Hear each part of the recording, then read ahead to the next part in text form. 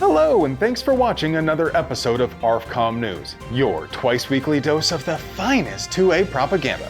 First up today is this Florida man who mag-dumped his pool guy. The pool guy was running late and showed up well after dark without notifying the homeowner. The wife saw a flashlight moving around in the side yard and told her husband. He said call the police, then he got his AR and started blasting. They claim they shouted a warning, but the pool guy doesn't seem to react to any shouting, and no yelling is heard on the 911 recording until after the homeowner started shooting. What was that? Nothing, don't shoot. Who is it? What kind of gun does he have? Stop shooting. Stop shooting. Stop shooting. Stop. Somebody, please. I don't know. No, somebody. Did he shoot anybody? Stop it. Hello? Ma'am. Stop it, Master. Stop it, please. He fired 2 rounds, then there's a long pause while his wife and the 911 operator ask him to stop shooting and to put the gun down. Then he just dumps the rest of the rounds in the magazine. It doesn't appear they made any attempt to check their security cameras or to verify it was safe to shoot in that direction. So what happened? Well, it would be impossible for us to produce quality 2A propaganda without sponsors, so before we get to the aftermath, let's pay some bills. Today's video is sponsored by TNVC.com, your source for bespoke artisanal night vision products in all the hippest colors. Hey, you! Do you want to see in the dark like a superhero? TNVC.com is your source for the finest night vision devices and accessories to make you the bump in the night. And by Gunstruction. Choose from thousands of real-world components and accessories to spec out your dream build to the tiniest detail, and when you're done, not only can you see exactly what it will look like, Gunstruction will also tell you the total cost and weight, as well as list a detailed breakdown of every part. Gunstruction is free on Google Play and the App Store, and we'll also throw a link in the description as always. So, how did things turn out? Well, except for a few cuts from glass, the pool guy somehow managed not to get badly hurt in the hail of bullets.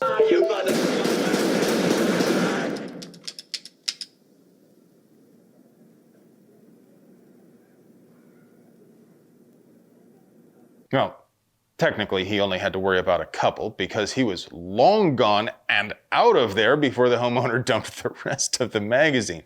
Did the homeowner get charged? Services. Cool. No, he did not. In fact, the sheriff actually went so far as to say no crime had been committed. Classic example of what's called the castle doctrine, or Florida's stand your ground law. There's no crime that was committed.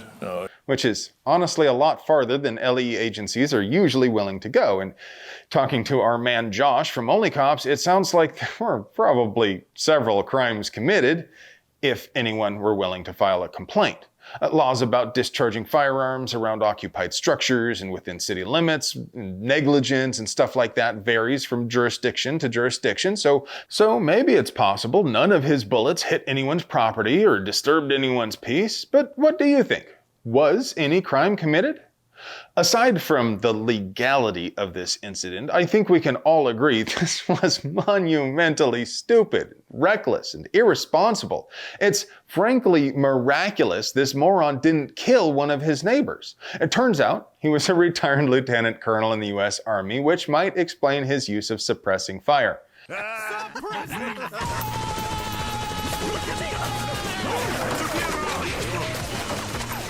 But I'm gonna go out on a limb here and say he's not a grunt, never commanded an infantry platoon, and couldn't tell you the difference between Battle Drill 1 Alpha and a shopping list. Because suppressing fire isn't just something you do to scare people.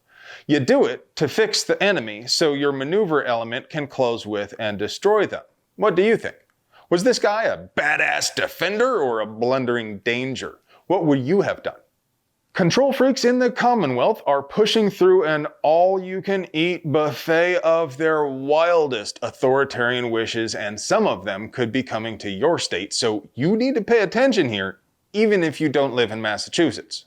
Because the control freaks are getting desperate. The Bruin rolling and the subsequent wave of court losses has left them shook. It's afraid.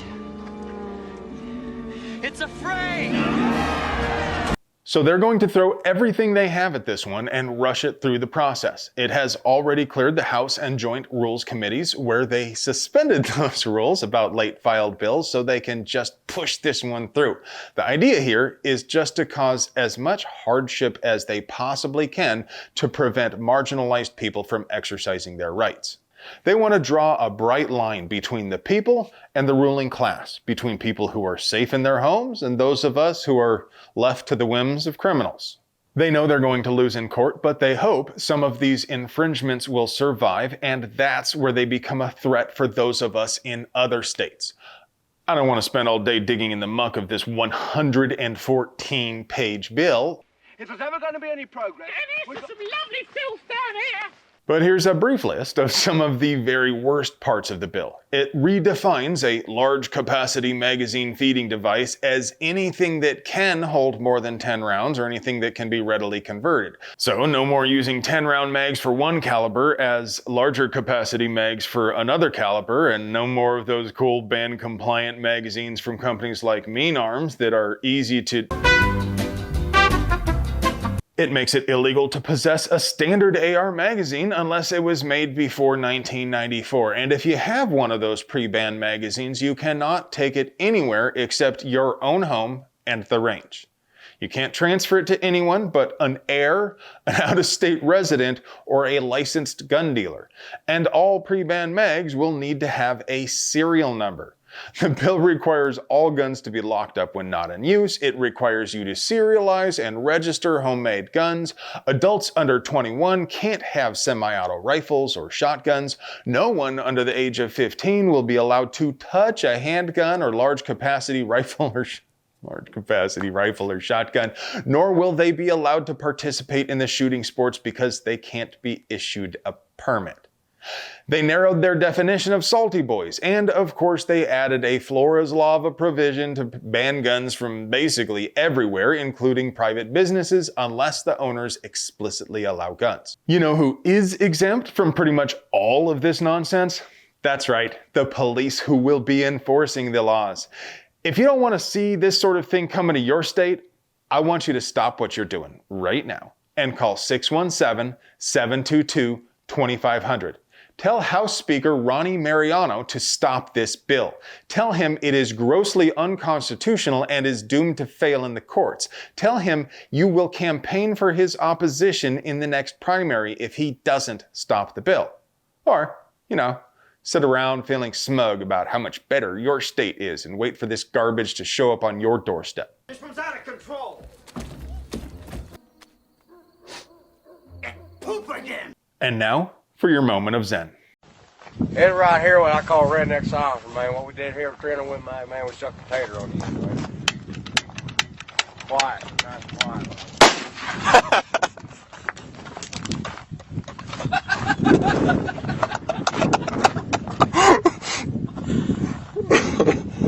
Oh my God, dude.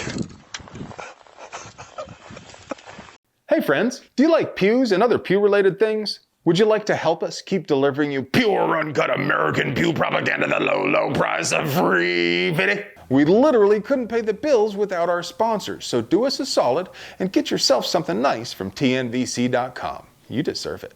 I love you.